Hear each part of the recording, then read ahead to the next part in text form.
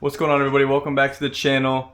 Today we have a very special car in the garage. This is my 2007 Honda Civic Si, and for those of you who don't know, we have built this car completely by ourselves in this garage.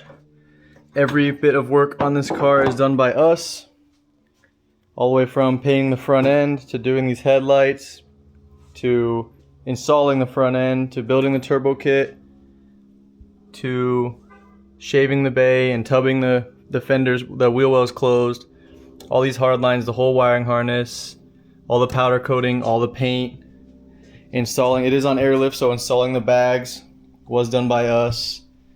Pretty much every single thing that is done to this car has been done inside of this garage. And about 8 months ago, I was on my way home from a car show and I realized that it was making 0 pounds of oil pressure. That's what my gauge read inside the car. So that's what we're doing today, is seeing if it's an easy fix or if it's gonna take a little more. And yeah, we're gonna start by draining the oil and seeing what all it's gonna entail. If it's more than just a simple easy fix, we're gonna be putting it back in the driveway for a little bit until we have a little more time. So that way we can pull the motor out and rebuild it with new piston rings, new rod bearings, pretty much just a simple rebuild on the engine, on the internals of the engine. But the reason I have it in here is so that if it is an easy fix, I can fix it, and that way we can finish tuning it, because it has not been fully tuned. It's pushing about 12 to 13 pounds of boost right now. We're going for upwards of 15, between 15 and 18 probably, hoping to get about 600 horsepower out of it. It is built more than capable of handling that power. It has a fully built motor, fully built trans with straight cut 1 through 4 gears. Like I said, the head's built, bottom end's built. There's not a thing on this car that has not been touched or modified. So yeah, let's go ahead and get up in the air and drain the oil and see how we are looking.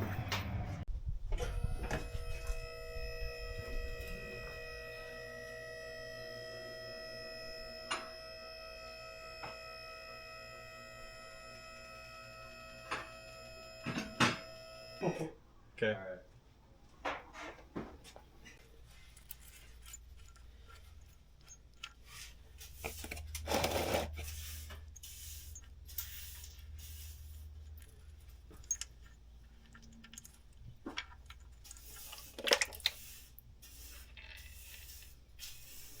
Oh, God.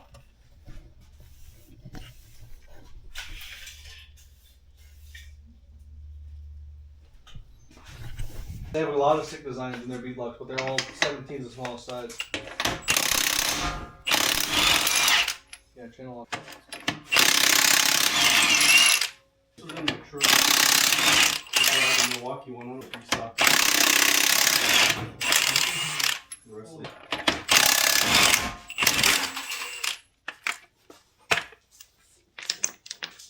Hey, you want a scavenger hunt for that screwdriver this morning? No, I just got one load. Yeah. So it should be ready. I don't know if anything else is attached to it with all the stuff we've done, but should be good. I don't think so. I think we got everything without the stuff from you. It was just. Put it down, buddy. Is that airline clear back there? Airline. Oh wait, hold on. I think I got it out of the way, but is it good? Think it'll go down? You just get caught in the steering wheel. I think you're good.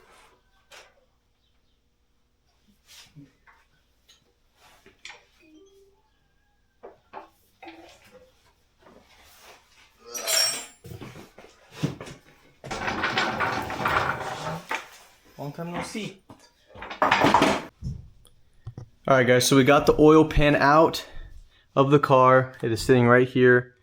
You can tell, as you saw in the last clip, the oil looks very good. There's no concern there. But if we look over here, we did already finish these, but this is what the problem was. So these have little oil squirters that come off the end right here and squirt oil onto the bottom of the piston. As you can see, there's 4 of them, 1 for each cylinder. And basically those are used to cool down the actual piston.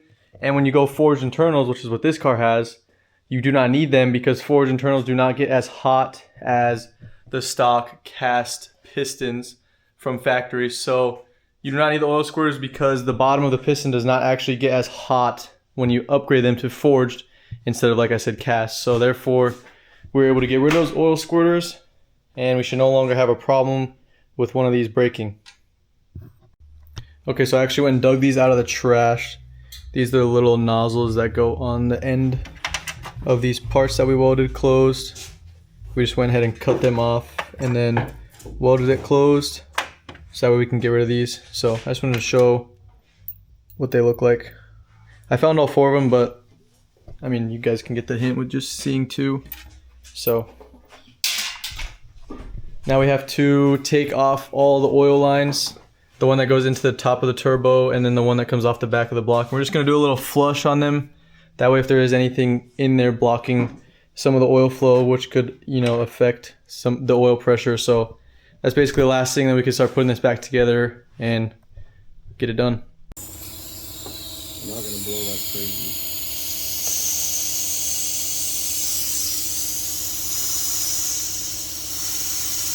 It's pushing out? Yeah, oh yeah. It sounds like it's flowing pretty freely. Take this off? Yeah. Nothing. A little bit of metal. Metal? Oh, that must be from before. That's just on the rag. But yeah, nothing crazy. Doesn't look like gasket make or anything like last time.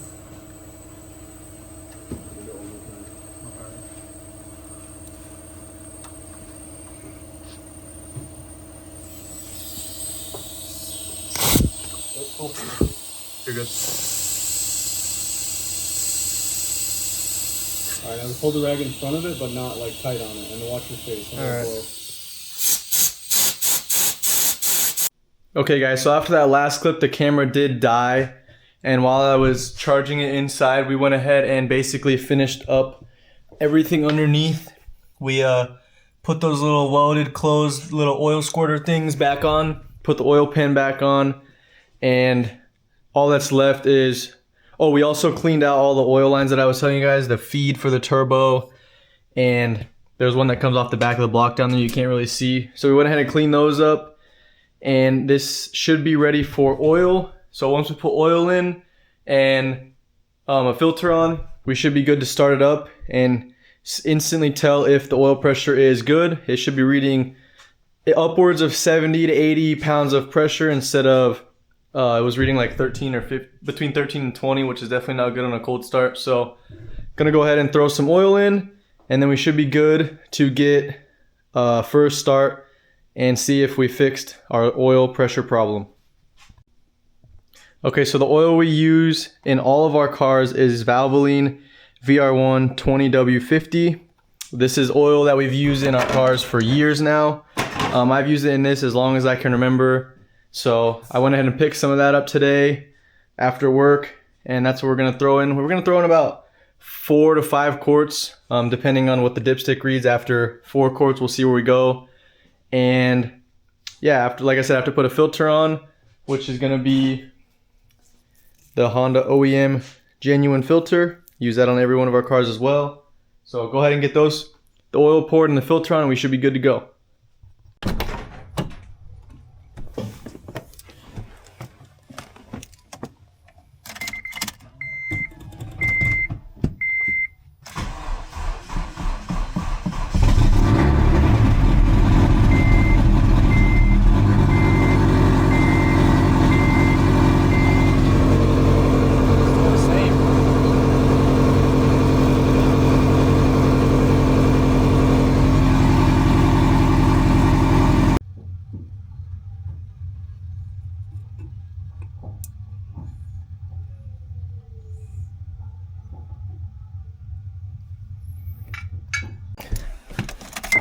Come on, new oil pump. Show me the goods.